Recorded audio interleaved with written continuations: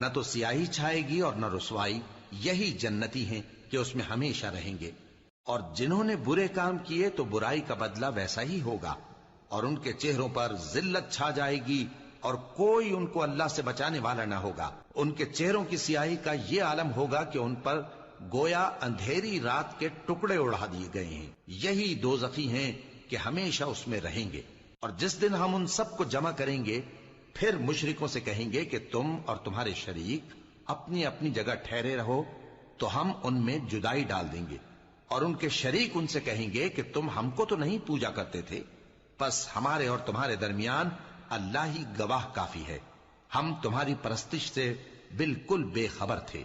وہاں ہر شخص اپنے اعمال کی جو اس نے پہلے کیے ہوں گے جانچ کر لے گا، اور وہ اپنے سچے مالک اللہ کی طرف لوٹائے جائیں گے، اور جو کچھ وہ جھوٹ باندھا کرتے تھے سب ان سے جاتا رہے گا۔